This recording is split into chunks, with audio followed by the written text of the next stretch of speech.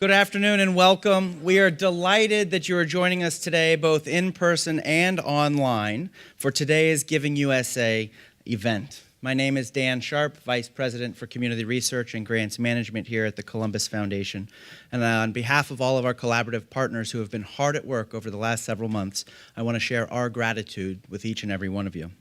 And today truly is possible because Central Ohio is a very generous community, fortifying the spirit of Columbus. And this announcement and the event is also at the benefit of the collaborative and generous spirit of Central Ohio, which is embodied in the Harvard University case study on the Columbus Way. So I would like to thank our planning partners who made today possible: Columbus Jewish Foundation, Greater Columbus Arts Council, the Human Service Chamber of Franklin County, Ohio Association of Nonprofit Organizations, Philanthropy Ohio, and the United Way of Central Ohio. I would also like to thank our supporting partners who provided substantial financial resources and in-kind contributions to make today possible: Central Ohio Chapter of the Association of Fundraising Professionals, the Catholic Foundation, and the Women's Fund.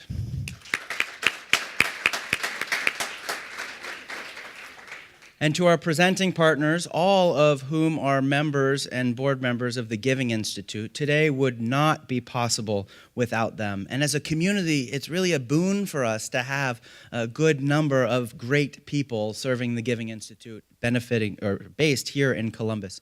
And so I would very, very much like to thank Michelle Kramer and Kramer and Associates,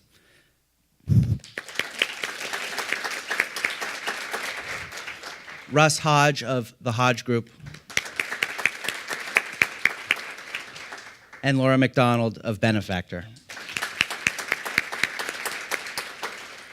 So while today's numbers are reflective of last year, this conversation really couldn't be more timely. Just last week, the Chronicle of Philanthropy ran a special report on disappearing donors, which is terrifying to think about. But in this field, we can't let the headlines about the tax reform drive fear or uncertainty. What's great about today's conversation is that we are going to root it in data, and we're going to hear from a fantastic source about what we already know, that philanthropy rocks. And so I'm very, very pleased to now bring to the podium Michelle Kramer, who will be able to bring greater context to today's conversation, but also introduce our esteemed guest today. Michelle.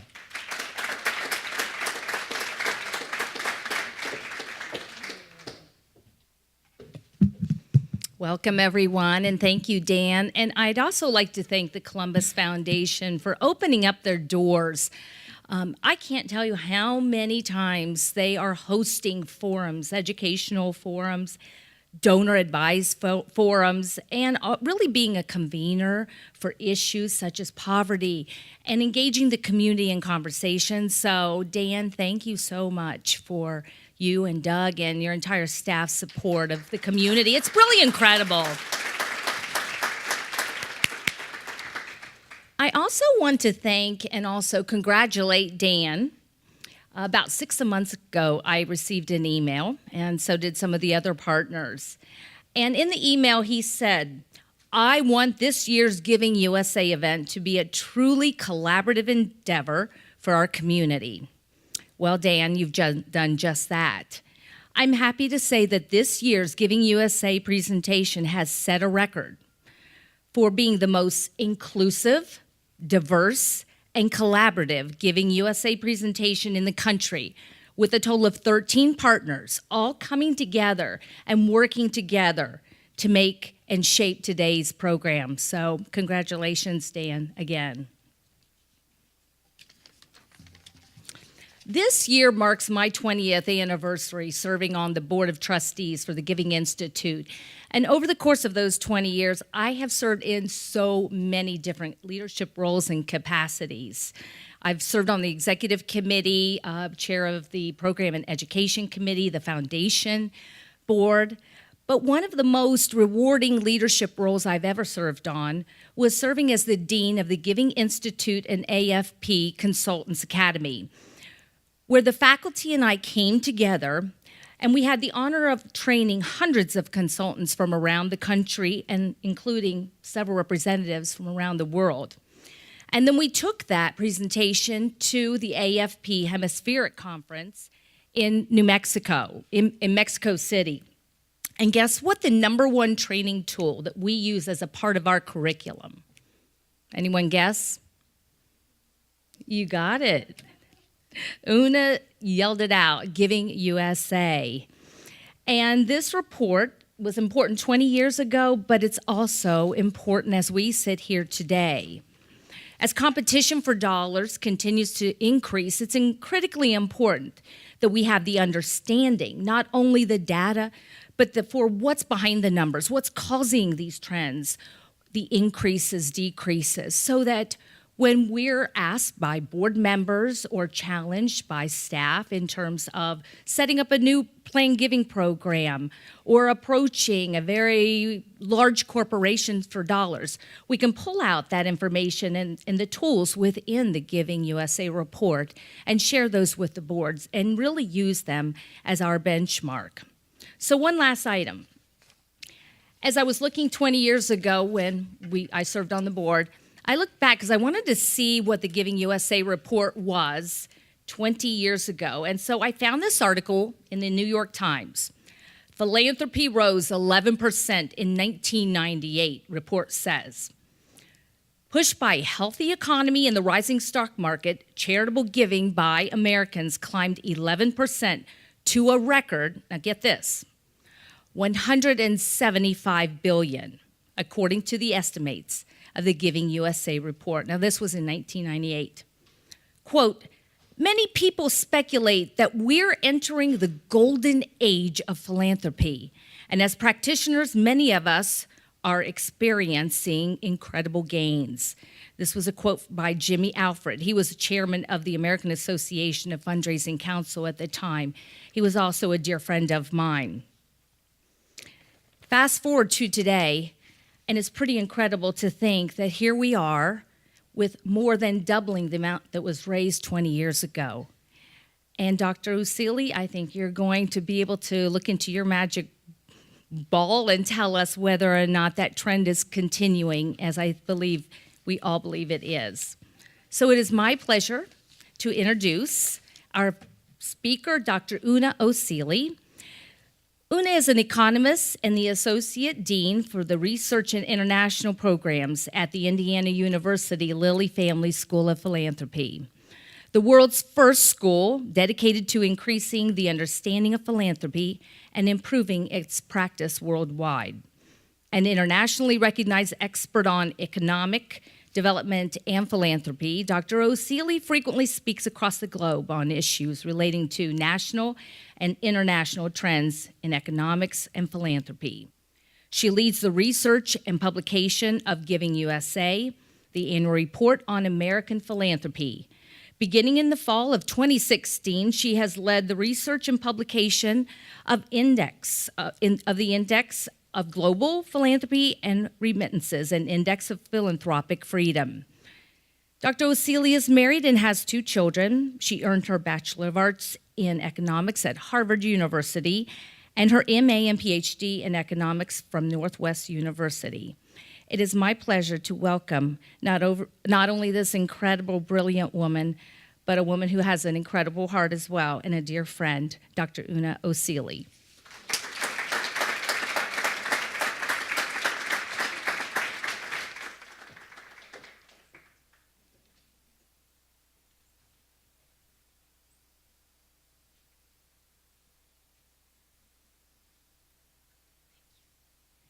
Thank you so much, Michelle, Dan, and your colleagues at the Columbus Foundation, Laura McDonald, and Russ Hodge, who I met for the first time, and so many of you who've contributed to bringing this event together. I'm so delighted to be here. It's always really a pleasure to be at the Columbus Foundation, and I'm inspired by your community and your tradition of collaborating and working together. So every year, this is probably one of the most exciting times of the year for us at the Lilly Family School, because we get to share this research and we get to hear from all of you. So I'm not just anxious to share the results, which are thrilling and exciting this year, but I'm also looking forward to your questions and your insights and your feedback as we present these results, because for a long time we've waited for this moment, and to see giving reach this new high water mark is really, I'm so excited, and I'm sure you're going to feel that at the end of the presentation. So let's go ahead and get started. I want to start by saying that philanthropy is about the human experience. And every year for Giving USA, we ask nonprofits around the country to send in their photos of their work. And we have a very tough job selecting one photo to be on the cover of Giving USA. So this is something that all of you can participate in for 2019. And this year we selected a picture from Hurricane Harvey in Texas. So that's the picture that you see there. And the reason we do that is, as much as philanthropy is about the numbers and the dollars, it's also about the stories and the lives that are transformed and changed. And I think when I look at this, I also think about the way that philanthropy changes lives and has an impact. I was just in Houston last week and saw some of the work that's going on even now to rebuild. It's also important because as you talk to people who live in Texas and have seen this work taking place, the challenge is that governments on their own can't solve all the problems that we have today. We know that. Corporations and markets can't fix everything. We need the philanthropic sector. We actually need all three sectors to work together. And so that's why Giving USA is so important, and that's why philanthropy has such a central role in the American experience. So with that, I'd like to jump into today's big news. You've waited long enough. And I want to say that every year I travel around the country around this time, and I have committed to make sure that I'm always in Columbus to share these results. This is a must-do for me, but I was in New York earlier in the week, and I've been, as I said, I was in Houston over the weekend, so I've been traveling around this report and some of our other projects. Let's see. And in Berlin earlier on this month for the global indices. So it's been a whirlwind. Let's see if I can get this to click. Okay, so this year we have a new record, and you're going to learn behind the scenes. I'm going to take you on kind of a behind the scenes tour to see why and how did this happen, and what does that mean for the rest of us. Giving USA is a true collaboration. We benefit from the wealth of the partners that you've already met, Laura, Michelle, many other Giving Institute members who work with us on producing these numbers. But we also work with researchers around the country and organizations that produce data. Giving USA is the longest running report on philanthropy anywhere in the world. There is no other country that has a report like this. It dates back to the 1950s, and we know that the US was a very different place in the 50s, and as philanthropy has changed, Giving USA has also changed, so it continues to be the gold standard around the world. And I just met with someone yesterday from India who asked, how can we bring a Giving India to light after seeing all the great news coming out of Giving USA 2018? So this is inspiring. Today's presentation, we're going to cover 3 topics. What does philanthropy look like today? How is it changing? And what does that mean for all of you? We'll also take a bit of a future look. Giving USA looks at the past, but it also gives us insights into the future. So if I had to summarize what today's presentation is about, I would say it's what's now, what does philanthropy look like today, and what's next, what's ahead, what should you be paying attention to going forward. So the big picture is, and the big news is that we hit a record for the first time. Giving exceeded $400 billion. So the big news, if you don't remember anything else that I say, I hope you will remember that in 2018 in Giving USA, we first reached this 400 billion mark, and we crossed it. So there is no other country that has the size, the complexity, and the breadth of philanthropy that the United States has. Philanthropy is about roughly 2% of GDP, as you've heard. But the big takeaway is that individuals represent the largest slice of the pie. at 70% of all giving. Now, this is a surprise to folks outside of philanthropy. All of you know this, but as you talk to people who aren't in the philanthropic sector, this slide actually leads to more questions. People say, well, I thought it was foundations, or I thought corporations gave most of the dollars. Well, in the United States, it turns out individuals of all different backgrounds contribute to this 70%. You may ask, well, how is this different? One of our jobs is not just to look at Giving USA numbers in the context of today's world, but to also look at how this looked maybe 10, 20, 30, or even 40 years ago.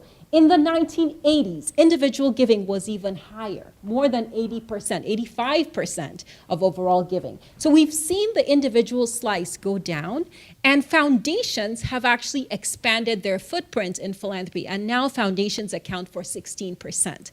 But if you were to take all of the individual giving, half of the foundations, because that's family foundations, smaller foundations that are run by one or two people, and add the bequest number, you would have something like 86, 87% of all giving can be attributed to individuals.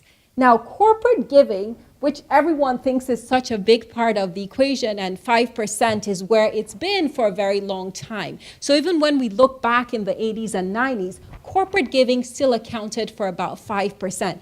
But this may be a bit misleading, because underneath the surface, we see that corporations are innovating in how they're using their corporate philanthropy dollars, but they're also engaging in more strategic philanthropy that's linked to their market and business goals. The idea of doing well and doing good at the same time. We also see increasingly that corporations are using philanthropy in line with some of their other goals, for example, talent attraction and retention goals, and that volunteering, corporate volunteering, is becoming more significant, with many companies providing matching dollars, not just for employee giving, but also for employee volunteering as well. So underneath all of this, there's a bit of an umbrella topic, which is the more things are changing, the more they stay the same for some aspects of giving, but in other areas, we're seeing incredible innovation and change. You may even go as far as to say, this is a time of a lot of disruption in philanthropy. And I'm going to share some of those areas where things are staying the same, and I'm also going to talk about the areas where things are changing quite rapidly. Where are they changing? Well, let's look at where giving goes. Religion still accounts for the lion's share of all philanthropy. A third of all giving goes to religious congregations. But that is probably one of the biggest changes over time. In the 1960s, religion received 2/3 of all giving. So if you want to look for evidence of disruption in American philanthropy, this is where it is, in the sense that today, the religious congregation world realizes just 1/3 of all the charitable giving. And if you look at what sectors have grown over time, the environment. We did not even have the environment as a subsector until 1987 because it was such a tiny part of American philanthropy. And international affairs, organizations that serve purposes outside the US but are US-based charities, account for about 6% of all giving. So those two are relatively new to the philanthropic sector. Education is the second largest recipient. And I don't want to leave you with the idea that religion is no longer important in American philanthropy. Certainly Americans are still giving because of their religious beliefs, but those dollars do not necessarily always go to their congregations. They're now supporting a multitude of purposes. Now, I will say more about how religion is shaping philanthropy and how changes in American society are shaping religious giving. But as we look at this charitable pie, this is the most complex area that we've seen in many, many years. There are 1.3 million organizations that receive all these dollars. And you can see that over time, where people are giving is changing, as well as the share that each subsector occupies.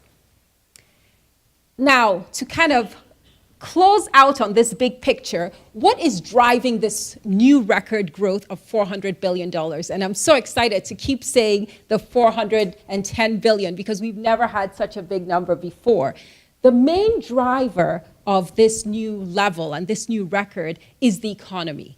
In 2017, we had record growth in the stock market. Year over year in the S&P, it was 19% increase. And so that fueled this new record. If we look back, we've shaded the recession years in yellow, just to show you that you've seen one recession, you've seen one recession.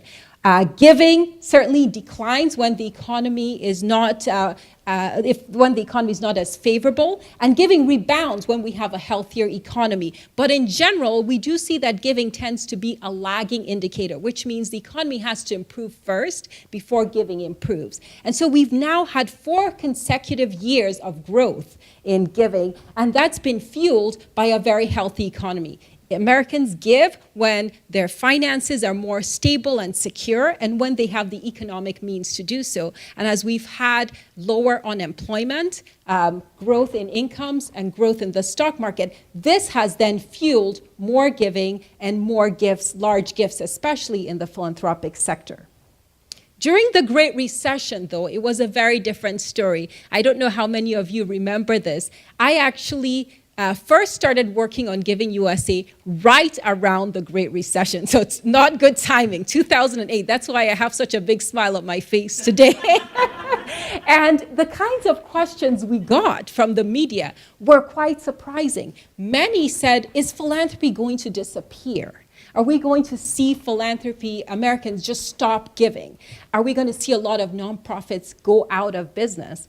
And the predictions were all over the map. I think we continue to say at the Lilly Family School that philanthropy is such a vital part of the American civic and social and economic life that it's not going to disappear, and that as the economy rebounds, we will see donors start to give. And so that's exactly what happened, but it did take some time. Look at that graph. It took 6 to 7 years for giving to return to its pre-recession high, and it was right on track in the sense that once we regained the ground that we had lost, we started to see organizations start to rebuild and donors come back. So the good news for all of you in the room now is we can put the recession behind us. I think we have the numbers on our side now. It's been a long time since the Great Recession, but giving has rebounded. We've recovered the lost ground. And I think organizations can now move away from the survival mindset. So if you've been in that mode, it's time to turn the page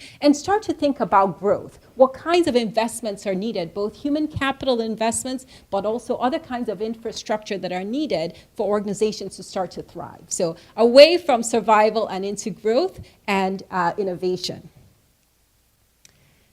Now for the call to action. So the good news first, and then the work that we all have to do.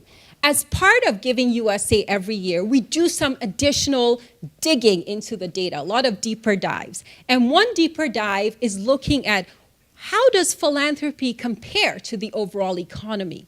And here we've seen during the recession that this actually dipped below 2%.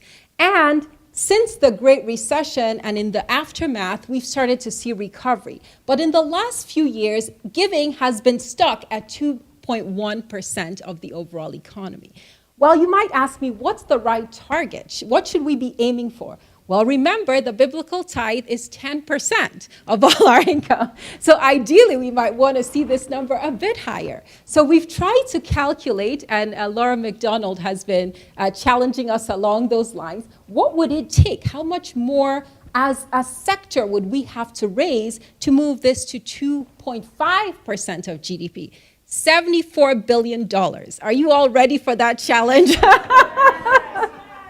Yes, the answer is yes. But it also means that as a sector, we have a lot of work to do, but perhaps we need other tools at our disposal. Is this something that policymakers, both at a national, local, and state level, could be involved in? Is this something that donors would have to sign on to, like the Giving Pledge? Do we need a Giving Pledge for everyone to participate in? There are a lot of ideas that are being generated now as we look at how do we move the needle on this 2.1%. So one way that we've done it is actually taken it a level down and said, let's look at American households and how much they're giving to philanthropy. Well, guess what, folks? It's also 2%. So it's not any different when we look at the household. So here we look at household giving as a share of disposable income.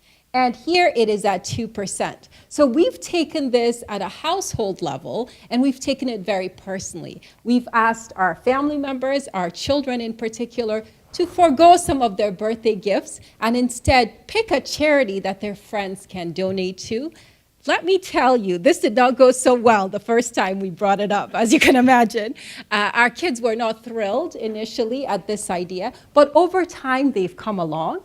They're much more excited about it, and many of their friends are now, at their birthdays, asking people to donate to a charity instead of getting birthday gifts. So there are many ways that we can start to change this narrative around this 2%. And for all of you who are interested, our research on teaching children to give actually says that you have to start early. And you have to have conversations. It's not enough to be a good role model. You also have to talk to your children about giving. So the call to action is for all of us. We need to move this needle. We need to do it not just as professionals, but even in our families and our households. All right, so that's the big picture. Now we're going to do a deeper dive. I had a very hard time with this next stage of the, next stage of the presentation, which is we have so many findings this year. The report is just bursting with insights. But how do we take all of those findings and just pick 10 that you can all take home and use in your work? So I'm going to share those top 10 takeaways. And then, of course, I'd love to hear your questions, your comments, and your insights. So number one, giving reached its highest level ever. That's one of the takeaways. But how long did it take to get there? Michelle shared earlier that we had another moment where giving reached a milestone, but you can see that it's taken quite a bit of time. This has not been an exponential climb to 400 billion. It's been a slow and steady climb is what you would when you look at this graph. And each time we've had this moment when the economy is good, we've also had giving rise. So we are in a moment. That's really what I want everybody to realize. There has never been a better time to be in philanthropy, to be a fundraiser, to be a nonprofit leader, or to be a donor, because the sector has grown. It's more sophisticated. There are more vehicles available, more strategies available to donors, and so many worthy causes to pick from.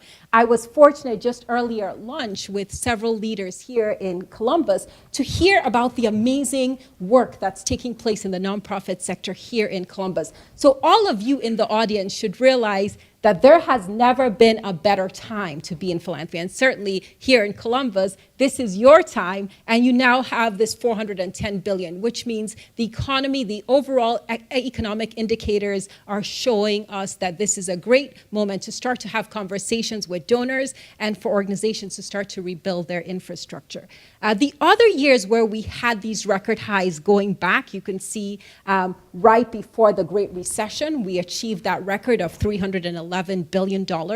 And in the 1990s, where many foundations were created and many new vehicles were pioneered, the rise of donor advised funds, for example, Fidelity, the very first donor advised fund, was established in 1991. So the 1990s were a very strong period in philanthropy, but you might say that we're entering into another new period of growth in philanthropy.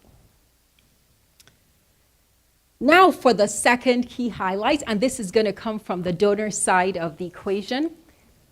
The other piece of good news beyond the 400 billion, which is already fantastic, is that giving increased for all donor types. So if we look and drill down into every single type of donor, we would see growth. And for many of these donor segments, the growth was above 5%, which is quite unprecedented. So let's start with the most important group, individuals. Individuals, you can see nominal terms grew at over 5%. So that was really very strong. And when we look across different kinds of individual donors, the biggest increases that we saw were for higher income Americans, which I'll talk about more, also points to some work that we have to do to bring along everyday Americans into the philanthropic sector, because that was the group that was most influenced by the Great Recession. Another really strong performer in this year's report is the corporate sector. Corporate giving grew by 8%. That's a very strong number. We haven't had such high numbers in the past. And corporate giving was in part explained by the strong economy. Corporate profits grew very favorably in the past year. We also saw that the favorable stock market had an impact on corporate giving. And corporations were very active in the aftermath of the disasters of 2017. So 2017 was unusual in the sense that we had back-to-back natural disasters, but we also had a series of unprecedented disasters such as the Las Vegas shooting and also the wildfires in California. So all of that led to record increases in corporate giving. Now, turning down the list slightly, foundations also had a very healthy growth in 2017. And although bequests grew more slowly, bequests tend to be one of the more volatile segments of giving. And large gifts can skew those patterns from one year to the next. So bequests also had a healthy growth in 2017. The big takeaway, all the donor segments saw growth. So this is one of those, a rising tide lifts all boats. The economy was in fact the fuel that led to this growth across all donor segments. In terms of the explanation, so everyone wants to know why. So giving grew, but why? And can we expect this going forward? So when we look at the numbers here, the big explanation was really the stock market. So if you want to say, is this going to continue in 2018? What can we expect in 2019? I would say one piece of advice, watch the stock market. If you have an app that shows you how the stock market is doing, or if you don't have one, this might be the time to get one. So you can keep an eye on that data, because really those changes that we see, the stock market is by far the most important predictor of giving, especially very large gifts. Now, in addition to strong financial markets, I also need to mention the strong performance of the real economy. So in economics, we tend to divide the scene with financial markets and then the real economy. So labor markets were also quite strong in 2017. And in 2018, we've also seen unemployment continue to fall, certainly in the Midwest, in Ohio, Indiana, and many other parts of the country. We're seeing even record rates where unemployment is inching towards full employment, close to full employment level. So if another indicator, if you're looking for indicators to watch, is to look at trends in other parts of the economy. Certainly those have been very positive in 2018 as well. Now, what about corporate giving? Let's drill down. That's the other third takeaway. Corporations did see increased growth. That was one of the highest growth rates this year at 8%. And we saw a $400 million increase just from disaster giving by corporations. So this is where a lot of people say, should I be shifting my strategy and start looking at corporations if I haven't done that in the past? I think the big news here is corporations have stayed at 5%. And what we've seen more success with is for nonprofits to start to research their corporate partners to see how they can develop stronger partnerships with those companies. And in particular, one area that may come up later is the idea of employee matching programs. Those have expanded over time. And it's estimated that only 25% of the dollars available from corporations are currently being used today, or currently being matched by employees. And most of those dollars are untapped by nonprofits. So that's another growth opportunity. Specifically, one of our other deeper dives, and you can see that we do a lot of those as a result of Giving USA, is to say, so corporate giving grew. We had this record growth of 8%, but when we look at corporate giving as a share of pre-tax profits, that has also stayed flat at less than 1%. So even though there's been growth, corporations are giving less as a share of their pre-tax profits than they did in the 1970s and in the 1980s, where corporate giving was closer to 1.6%. So that has declined by its 50% decline really over that time period. So what is driving this decline in corporate giving as a share of pre-tax profits? I mentioned that corporate pre-tax profits grew, but philanthropy did not grow in that same way to actually make a dent in this percentage. So what we're seeing beneath these numbers is that corporations are becoming more strategic in their philanthropy. They're choosing one or two areas that they focus on, and they're not necessarily expanding their philanthropy bucket. They're expanding other parts of their giving programs. That might include cause marketing, that may include sponsorships of nonprofits and events, and those would not count as philanthropy. They may not even go through the corporate foundation to start with. So there's a lot of evolution and innovation taking place in corporate philanthropy, and I think there's also a bit of work to do for many companies. I don't know how many of you here work closely with companies as to think about creative ways of partnering and hopefully over time to increase this percentage. Now let's switch gears to the uses of giving. Where does all this giving go and how is that changing? The first place to look at is that this year we saw 8 of the 9 subsectors record very significant growth. And the biggest growth was recorded for foundations at over 15% growth in giving to foundations. What explains that significant growth in giving to foundations? Well, here the stock market once again was the biggest factor. And if we look at the numbers on the foundations, several large philanthropists fuel this increase. Number one, we had Mark Zuckerberg and his wife, Priscilla Chan, made some large gifts to their initiative. And note, their initiative is not a foundation. It's the Chan-Zuckerberg initiative. Why? Because it does 3 things. It does traditional grant making, but it also does impact investing, and then finally advocacy. So they created that vehicle to have maximum flexibility in terms of how they give. We also had major gifts from Michael Bloomberg, Susan and Michael Dell, and Bill and Melinda Gates. So that giving to foundations was one of the star performers in the Giving USA report. Now, if we peel back a little bit, we'll see that the arts was also a star performer. How many people in the audience are from the arts subsector? Okay, so we have quite a few. Another subsector that increased significantly was the healthcare sector. Any from healthcare here? At least one. And then education was also a relatively strong performer. So if we look across the board, every single subsector grew except for the international subsector. And religion also grew, but more slowly than the rest of the other subsectors. Now, giving to foundations is one that I want us to just mention very quickly.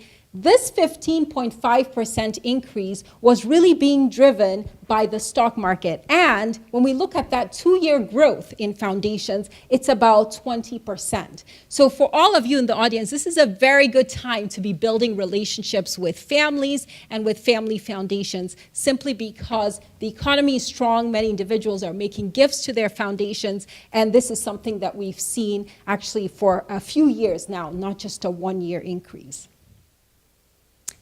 3 subsectors stood out in this year's report: healthcare, the arts, and public society benefit.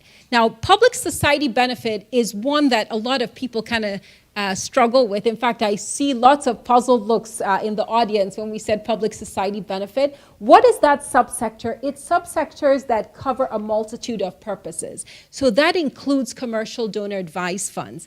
And we've seen 8 years of growth in this subsector, of consecutive growth. So this is really an important subsector to look at.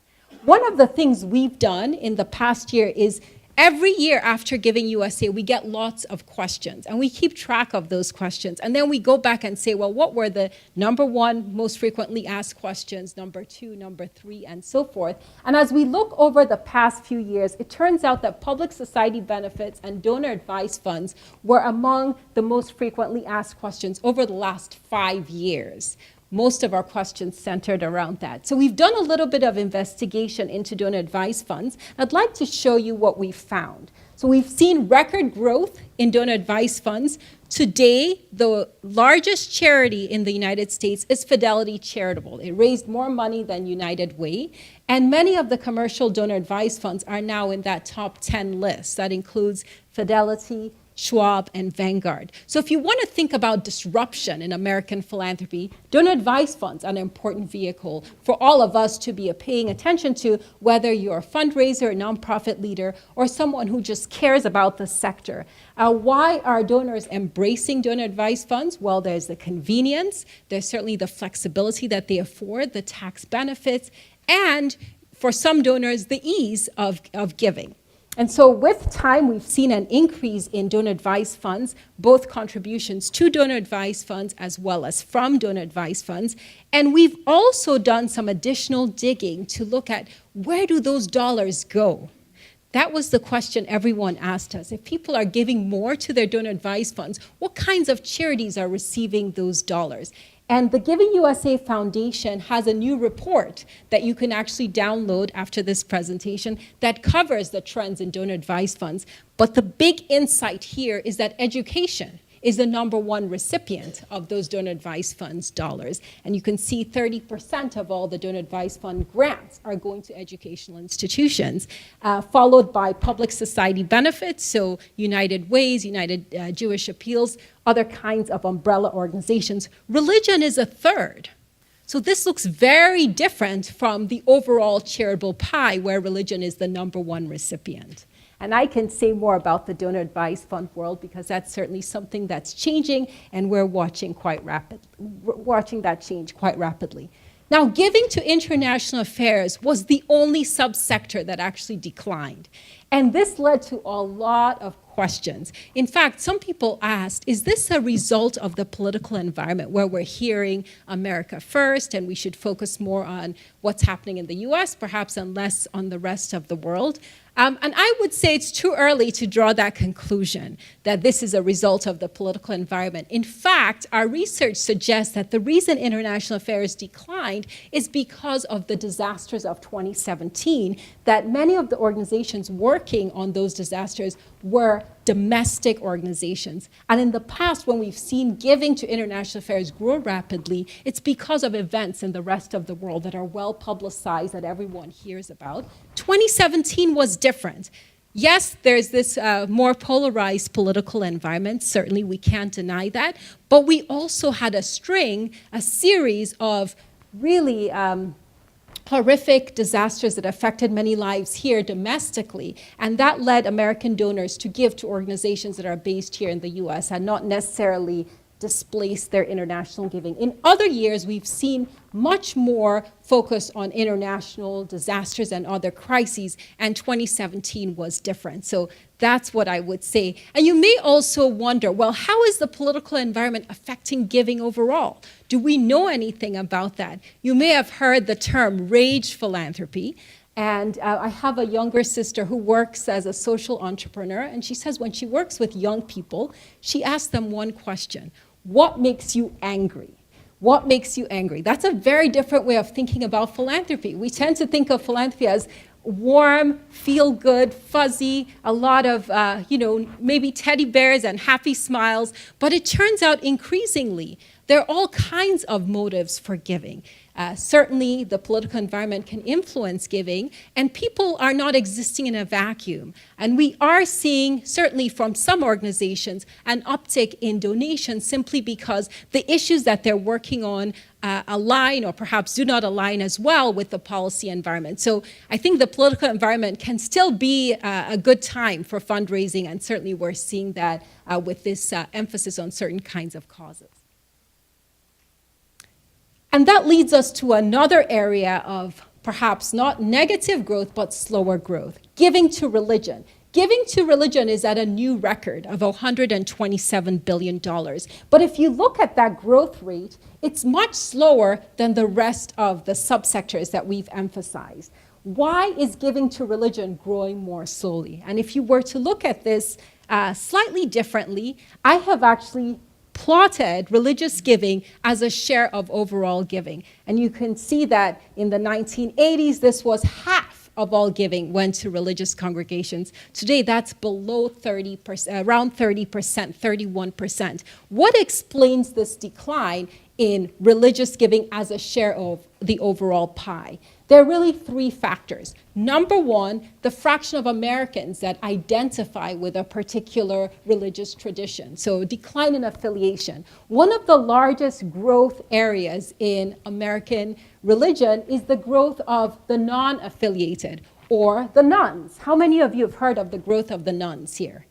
Anybody? I see a few hands. So really what we're seeing is a growing share of Americans, about 22% today, say they're not affiliated. Not that they're not religious, but they simply don't identify with a particular religious tradition. So that's one factor. The second factor is the decline in attendance. So even Americans who are affiliated are attending less frequently. If you attend less frequently, it turns out you're also less likely to give, and you give less. And so that's another factor. The third is what we might think of as generational replacement. So younger Americans are behaving very differently in terms of their relationships with their religious traditions, and that's also affecting religious giving. This should be a concern for all of us because our research also tells us that people who give to religious congregations don't just give to their congregations, but they also give to secular charities, and they give more to secular charities. So religion and religious attendance patterns and affiliation patterns matter to everyone in the philanthropic sector. This has not gotten as much attention, but I'm happy to say that last year in 2017, we released a report on changing patterns of religious giving and what that means for the entire sector. And this is an area that we're going to continue to work on because we think this has important implications, not just for congregations, but for all of American philanthropy. And then as we go to our top 10, the ninth one is online giving. Now, you have all heard about the growth of online giving. Over the past few years, we've seen online giving grow at double-digit rates. Last year, it was about 10%. I think this year it's a little bit lower, maybe 8%. But overall, when we add up everything that's given online, it's about 8% of all giving. So it's still less than 10%.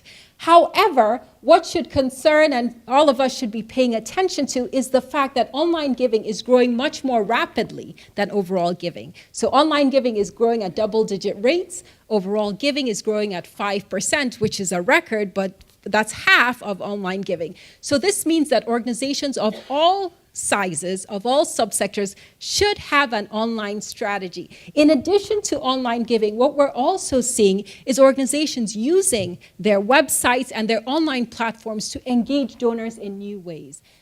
Last year, I was at a conference at the Federal Trade Commission on the future of philanthropy and future trends. What was really interesting to me was how technology was playing such a key role for many nonprofits in their fundraising.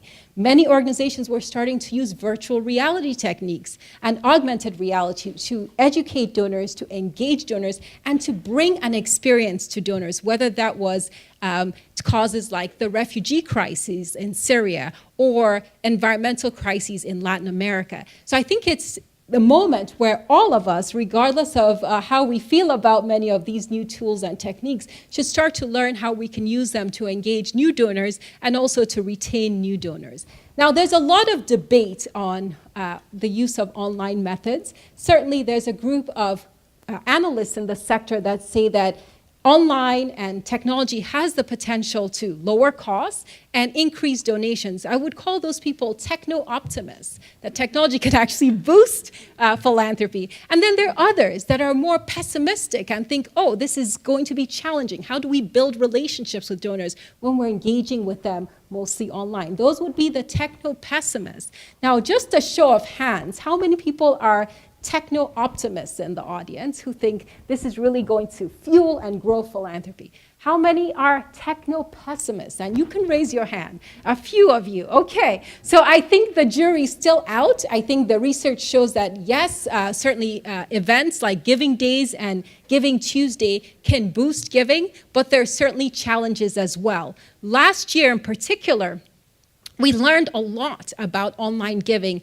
through the lens of disasters. And this was very unfortunate, but what we learned was that crowdfunding had really taken hold in philanthropy. Why? We had some stories that captured our imagination. J.J. Watt, the football player in Texas, was able to raise $50 million in a short span of 6 weeks online. It was far more than he expected. He engaged several 100,000 donors in his campaign.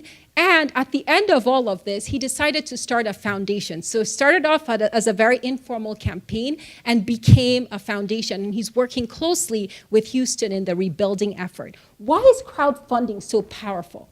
I would argue that there are two things that crowdfunding does. First, it has storytelling. So it has an element of storytelling that pulls the viewer in, the reader in, the campaigner in, and the participant in. But it also has metrics. So it has the power of stories as well as numbers. Every day you can go to that page and find out how much has been raised and who's been impacted in real time. So you can think of crowdfunding as simply a storytelling platform. But you could also think of it as a very sophisticated metrics platform, and it does both. Now, there are a lot of challenges with crowdfunding. Certainly, there are questions about user fees. GoFundMe, for example, does charge fees for using that platform. YouCaring, in contrast, does not. And so there are these two models that are being used side by side, and they're certainly evolving. What's clear to me, however, is that crowdfunding has a place right now in American philanthropy. It's easy to start a campaign. It's easy to raise funds.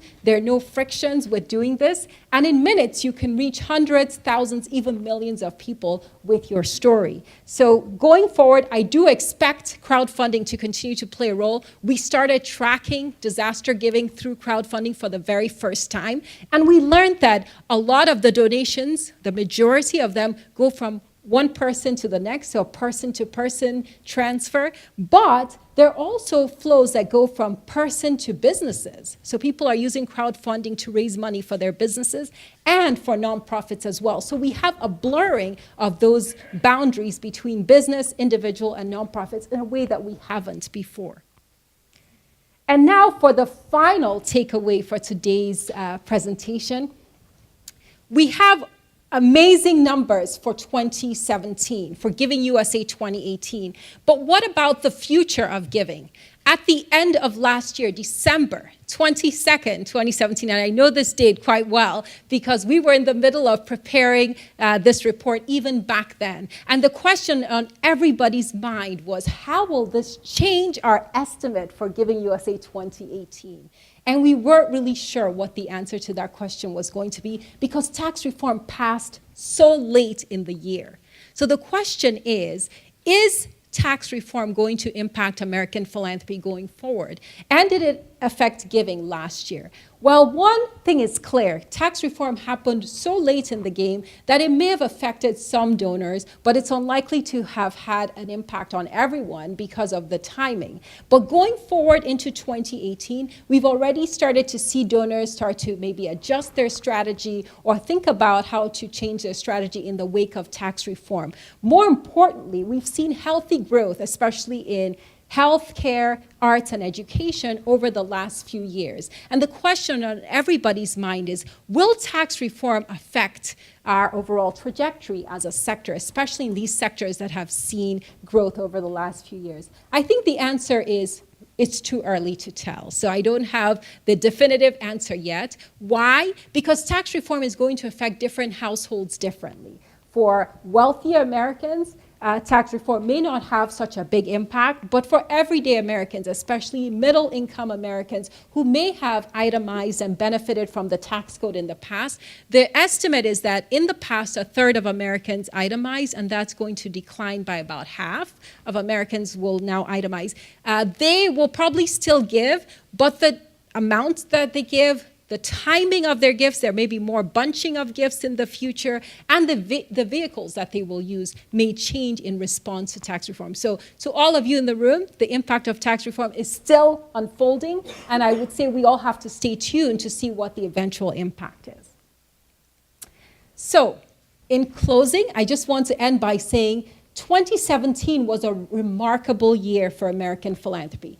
Total giving reached a new high, surpassing any records we've had in the past, and certainly surpassing our expectations. We thought we were going to get to 400 billion, but not only did we hit 400 billion, but we exceeded it. So really fantastic news. The stock market was the biggest driver, and as we look ahead to say, well, what's next? What's in the future? There are two different areas to watch. If you had to say what to watch, I would say certainly the economy, but I've already said that. The goal is, how do we use technology to drive more giving? I mentioned that 2% of GDP, 2.1%. How do we grow the pie? How do we get more donors, especially younger donors, engaged in philanthropy?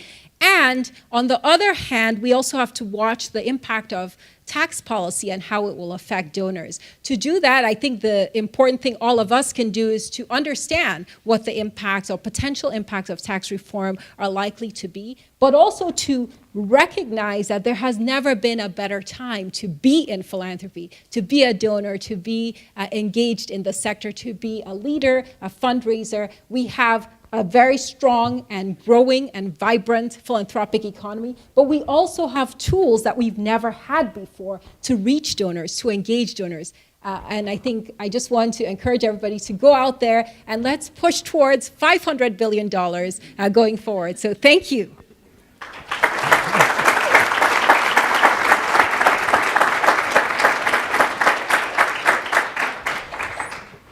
So at this time, we'll take a couple questions specifically directed to Dr. Osili, and then we'll bring in our esteemed local panel, and then at the conclusion of that, we can have questions for anybody and everybody.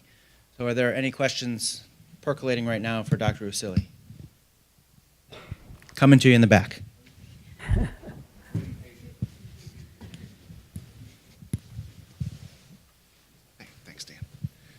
Thanks, Doctor. I noticed in one of the earlier bar charts that you were showing the years from 1985, roughly leading up to the mid-90s, were more or less flat. And then from the mid-90s on, there seemed to be pretty consistent growth. Now, that coincided with the introduction of public internet access, and I was wondering if there is any discussion about the possibility of the loss of net neutrality and what effect that might have on giving, whether online or just in general. Yeah, so very good. I think we've looked at periods as kind of decades and what was going on in each decade. And what we saw is that we almost, the years and the periods where we've had philanthropy grow very significantly, we've kind of had years of consecutive growth, years of a healthy economy. So if you look back the 1990s, that's actually when we had most of the growth that we, in terms of inching towards this 400 billion. How did we get here? The 1990s were very important because a lot of foundations were created during that period. As we look ahead to this next decade, certainly changes in the policy environment, including access to technology, will play a role. But I think most importantly, it's the overall economy. So if we continue to have a very healthy stock market, a healthy labor market, Americans continue to feel more stable in terms of their finances, I think giving will continue to grow. The other trend that we have not talked about, but our panel might touch on, is that in this very healthy economy, not everyone is benefiting. There are certainly households that are being left behind that have seen their incomes stagnate, even in the recovery and more recently. And that's a group that we should also be paying attention to, because we've seen that giving actually declined during the Great Recession, and the groups that haven't come back to giving tend to be lower income Americans and Americans with less education and less wealth. So my own personal interest in this topic is that philanthropy has always been broad-based. Americans at all income levels, races, ethnicities, genders have participated in philanthropy. So is it going to become much more of an unequal playing field? And that's another concern if I had to pick one thing. But certainly we should continue to watch the impact of technology and policy on giving. I just have a quick question. At our agency, our philanthropy department receives a chunk of government funding, and I'm just curious how that is within your sources, or if that's calculated at all in there as well. Like with the Every Student Succeeds Act, there's quite a bit of funding, and if that's captured within this report. Excellent. So Simple answer is that government funding is not included in this. This is purely private philanthropy. When we talk about this $400 billion, it doesn't include any government funding. Having said that, within sectors, government funding does play a role. The human services, education, receive significant government dollars. And the question that a lot of nonprofits ask is, what happens if, say, a government grant goes away? Will private philanthropy fill in the gap? And we know that philanthropy is not meant to be a substitute for government, but rather the two are meant to complement each other. And in particular, how nonprofits can use philanthropy is as risk capital for innovation. So for example, piloting a new program and then getting federal dollars to support it. In general, we do see that in some cases, private donors like leverage. They want to see that their dollars are going to have a bigger impact. And so using those dollars perhaps to secure more sustainable federal or state funding down the road is also a very promising avenue. So this is a constant debate in today's landscape. What role does private funding play compared to public funding? And across the board, it doesn't matter which sector you're in. I think this is a question that many are asking. And increasingly, it's really thinking about how do we partner with government to drive impact and to achieve mission, rather than thinking of one as a substitute for the other. Dr. Osili, thank you. We're going to bring our panel up. Well, we certainly opened with Philanthropy Rocks, and it was reaffirmed that now is a fantastic time to be in the business of generosity. So thank you to each and every one of you for what you do and the missions of your organizations. And we're excited, certainly, by Dr. Osili's presence and top-tier talent coming in from the national level here. And I'm thrilled to have this panel before you today because it's absolutely top-tier talent as well. And I'm excited by all of the hats that they wear and the perspectives that each one brings today. I think we're going to be able to hear from fundraisers. They're all professionals, so fundraisers, yes, professionals, but funders, but program operators, and then a wide range, certainly from all of their career paths experience, a wide range of insights to philanthropy in general. And so starting on the far end, we have Jeremy Ball, who is with Big Lots Stores, Inc. and the Big Lots Foundation. We have Tasha Booker from City Year, Executive Director of City Year Columbus and Vice President of City Year Incorporated. We have Laura McDonald, President, Benefactor Group, and the Giving Institute Board Member. And next to me is Terry Williams-Ifaduba, Vice President of Engagement and Development of YWCA. So thank you all for joining us. Laura, I'd like to start with you from the national perspective and as the board member. Clearly the takeaway is everything has increased, but to some degree, giving to category and from categories hasn't changed a great deal. So really, what is the why and the importance of this report this year? Thank you, and thanks again to the Columbus Foundation for hosting this. I don't have this year's book. This is last year's book. It's just a little light reading. You can see it's only a few pages. But as co-chair of the editorial review board, I have the privilege of reading all of these chapters. And I will say, and many practitioners contribute to these chapters. And I would think if you take a look at the chapter that affects your sector, you will find great anecdotes and great wisdom. It's meant to be an almanac, if you will. So just like the farmer's almanac might not change a lot from year to year, we know we're going to have winter, spring, summer, and fall. I think that there are a lot of hidden gems in this. There are also chapters, as you heard, devoted to the 4 sources of giving. And so, for example, if your organization is one that has had very generous corporate support and perhaps hasn't yet built an individual giving program, the first primer on doing that should be the chapter on individual giving, perhaps sharing that with your board. A lot of boards don't realize that that's the balance of philanthropy in America today. So I think all of that for a practitioner in the field who's looking for practical applications. And then if you're just a philanthropy geek like me, it's just a wonderful repository of all sorts of small bits of data.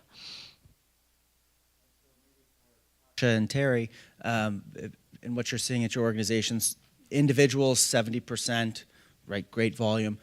Did more individuals give, or did individuals give more? So it's a little bit of both. we've certainly at City Year used this time to go deep into the relationships with our donors and volunteers. And so our donors, our board members, and volunteers are really wanting to connect more to the work. And so they're leaning in, volunteering, just trying to understand the work, understand the education sector more.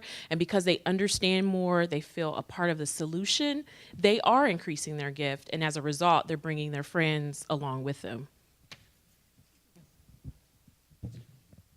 Hi there. So we've had, actually, at Why Do We Say Columbus, the same experience. We've had both.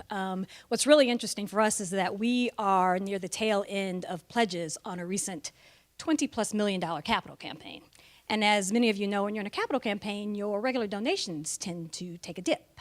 So we've been quite intentional about the relationship building and maintenance with those donors to make certain that there's a continuation of their giving post the completion of their pledge. I think, Jeremy, from a corporate perspective, a lot of interesting things in the report to unpack, giving 8% up, but pre-tax profits are rising, but giving is staying stagnant and still is less than 1%. Big Lots is a fantastic corporate partner in the community, leading in many, many ways. What's your perspective internally from your culture perspective, but also then what are you seeing across corporations? Thank you. Well, Dr. Osili said a lot of things that I could have said, so thank you for stealing every bit of thunder, which is totally fine because as you were saying these things, I'm like nudging Michelle, like that's what I was going to say, and that's what I was going to say. And so I'll just say I'm a rage philanthropist, I guess. That makes me I'm joking. I think for us, the comment that Tasha just made about corporations wanting to lean in more and wanting to be more a part of it, that is absolutely the truth. Our funding, if you receive funding at a more significant level, there's no question that there has to be that component to it. Giving from corporations, of course, is like anything else, right? You benchmark against your revenue, and so the more successful your company is, the more you can do with that capital, both on the human capital side, reinvesting in your business, but also investing in the community. So, we have two vehicles. One is that we give from our foundation, which we're happy to be partners with the Columbus Foundation. That's where our giving is based. But we also give directly from the company. So just like any other company, as you see revenues go up or down, so too does those extra dollars that are either given directly from the company or put into our foundation. So that's not something new. That's not a secret. But I will say that at Big Lots, we are purposeful about how we engage the community and our associates. My role is to oversee both philanthropy and major events. So in everything that we do, our look at this is how do we use philanthropy as the cornerstone of building our culture? So it's not just seen as, well, how can we get people to serve on boards or volunteer? We look at it as the investment in the human capital and what we get back out of that. So when we look at those more significant partnerships, we happen to have two of our partners up here, the YWCA and City Year. We look at those organizations that are really efficient, that are able to engage our folks and partner in that way. So I think, oftentimes folks say thank you to us, but I also say thank you to our partners because the opportunity for our associates to engage in the work in a very hands-on, real way helps us build our culture. And Laura, anything that you'd like to add from the national perspective as you have clients here, there, and everywhere, working with corporations here, there, and everywhere? Yeah, we do indeed. I think, like you said, engagement at various levels. So sometimes, and many of us are going for engagement in the C-suite. Because we think that that's a pretty quick path to a gift. But I think that if we can also look at workforce engagement and the broad base of the employment base of a major corporation can also be have a lot of influence on how that corporation chooses to act. We like to advise our clients that there are at least 3 pathways into any major corporate partner or funder. Certainly many have corporate giving programs or corporate foundations from which they provide philanthropic support, and that's what you see counted up here. There are also marketing departments that are looking for opportunities for engagement in a marketing perspective. And more, I think that where our nonprofits clients can compete is not so much on we can capture more eyeballs than some other major entertainment vehicles or other assets, but we can really align with your values and really have your workforce very engaged in the work that we are doing. So those marketing partnerships, and then also workforce development. How can your organization help a corporation attract and retain talent? because I think that's becoming a more and more competitive area for. So really looking at those 3 doors, I think that sometimes we're afraid that if I get too much from philanthropy, marketing won't talk to me. If I get too much from marketing, no, it's a virtuous cycle. And I think the stronger the relationship is, the more invested that partnership becomes. So digital giving is up 23%. Oh, I'm sorry, did you want to add? I was making sure. Oh, okay. So digital giving is up 23%. Certainly at the Columbus Foundation, we're bullish on the giving store and our recently launched crowdfunding of Better Together platform. And so I would love some perspective from each of you on digital giving for your organization. And Jeremy, this certainly could include your point of sale roundup opportunities as well, but from corporations and individuals. Sure. We are very, very, very fortunate in that our company relies on a few thousand vendor partners to do what we do. So whether it's producing our furniture or pushing energy to our 1,500 stores or waste management folks who come in empty dumpsters, anybody who does business with Big Lots gets hit up by Big Lots, by my team, by our executive team, and a lot of other folks to engage in what we do. So we want them to be a partner in our business, but we want them to be a partner in our community. And so we have a signature now event. I swore I'd never do a golf outing, but here we have a sort of semi-pro golf tournament that lasts 3 days.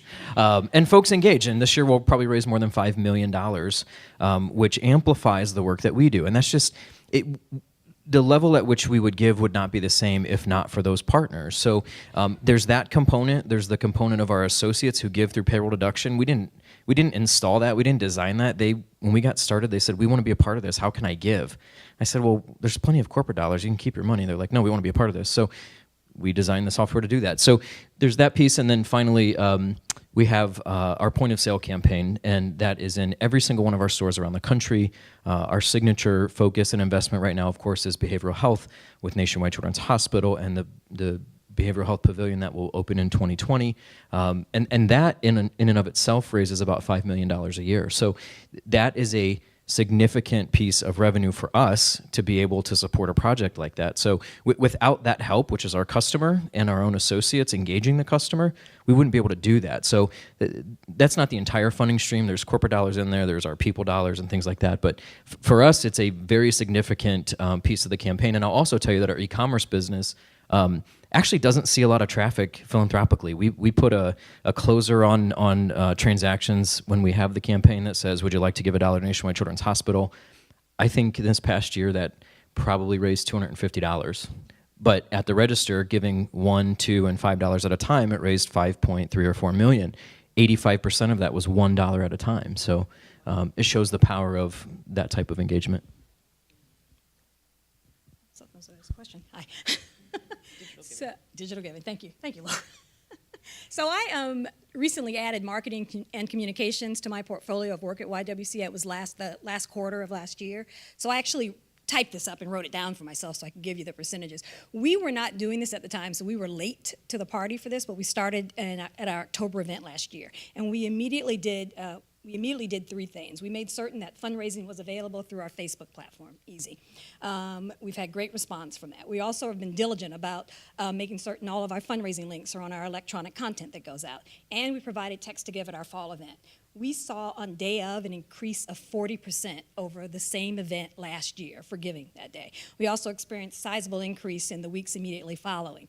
We've since employed text to give on an ongoing basis, so we not only use it at events such as Women of Achievement that happened in April, we also provide opportunities for many volunteers who volunteer at our family center or take tours of our facilities, and others who come into our facilities for events to use the text to give. Our CEO even has a set of business cards that has the text to give information on the back of her card. So we embraced it. So are there questions either for the panelists or Dr. Osili? Yes. I guess it's just any general insights that you can drill down maybe into the intersectionality that comes out of the data. So I know you said all people give across and that, I guess income is the biggest stratification there. But can you speak a little more to that, because that could help us uncover some prospects or cultivation areas? Yes, I'm glad you raised that point because that's something that we are very interested in, is kind of that drill down into the data. There are two sets of findings that we have spent a lot of time thinking about. The first is the gender divide. One thing that is not widely known, and this we know from our Women's Philanthropy Institute research, is that women are more likely to give, holding everything else constant, and they give more than similarly situated men. So controlling for income, education, holding all of that constant, women are more likely to give, and they give more. And that is something that we've seen across the board. So one message is for many organizations and fundraisers, they have kind of neglected the female part of the equation. And so when we say it's time to, this is a great time to be a philanthropist, it's also a great time to reach these new audiences that have not been engaged before. And for many organizations, it means starting a women's leadership circle, or we have one, a Women's Philanthropy Council at Indiana University. And I've heard many organizations say this, that starting one of those initiatives is like lighting a fire next to kerosene in terms of raising more dollars. So that's an area of growth. Another area that's also not well known is among diverse donors. When we look at the data, this is very powerful. Every single year, we see that Americans of all races give. So race and ethnicity, once we control for income, education, are not the driver of giving. That means Americans of all races are generous. And in fact, when we look at ethnically diverse communities, sometimes they're actually giving more as a percentage of their income than other groups. That's another group that hasn't been reached out to in the past. Many minority alumni say they never receive calls or visits. They're never asked to give. And they're not invited to events and so forth. So that's another community of donors, another perhaps strand that we also have work to do. And we have a new institute at the Lilly Family School called the Mays Institute on Diverse Philanthropy that's going to be focused on providing this research so that nonprofit leaders, fundraisers understand that as America is becoming more diverse, philanthropy is also becoming more diverse, and we need to reach all of those donors. This is especially true for colleges and universities because our own campuses are very diverse, and we need to make sure that the philanthropy reflects that diversity as well. Other question? Okay. Mr. Corey.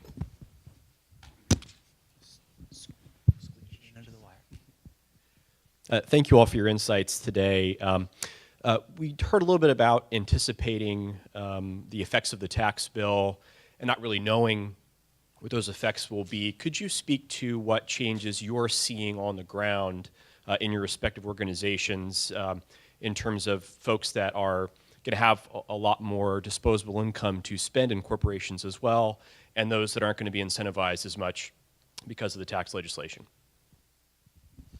So I'll start and then pass off to others. And I know that Una would talk about some of the economic models that drive giving. And her organization, along with Urban Institute and some others, came out with a very widely publicized report that said that tax reform would lead to a decline in giving of roughly, $13 billion or 5% of charitable giving. Many of us pushed back against that because we know that tax deductibility is not the primary driver of charitable giving for most donors.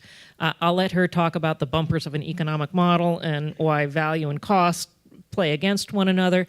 But I think what we're beginning to see, we have, I will say, with our clients, many of whom are conducting major capital campaigns across the country, we've basically seen zero impact to date. We are hearing that some donors may start to bundle their gifts. Maybe they'll make their gifts in odd-numbered years and take the standardized deduction in even-numbered years. And I guess if half of your donors do each, then we're all okay. Or they'll do it by funding a donor-advised fund in odd-numbered years and then dole their giving out from that donor-advised fund annually. You know, I think we've heard a lot about that. Is there anybody here from the Catholic Foundation? They've actually been promoting that pretty extensively.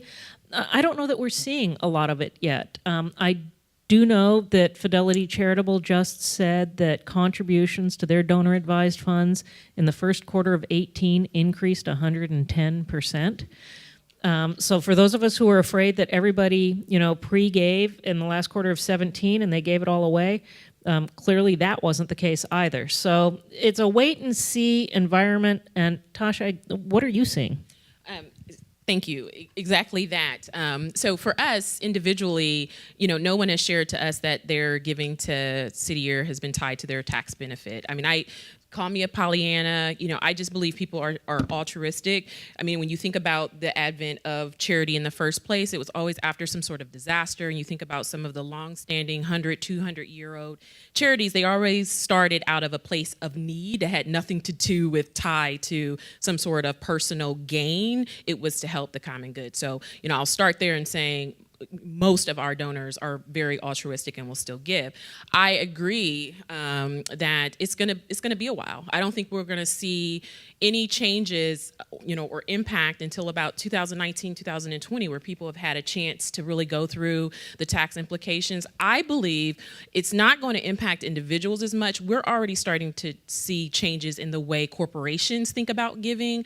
The tax code is complicated. Some of us are still finding out that, this year you might not be able to write off the employee parking you pay for. You're going to have to change that up. And yeah, they can't get pre-tax, and so that affects the bottom line, right, for a company. And so, maybe gifts will be delayed. The gift you normally expect in July might not come till December. I think that's where, things we'll start to see a shift. We started having those conversations with businesses last year and the year before, just about the changes they were making.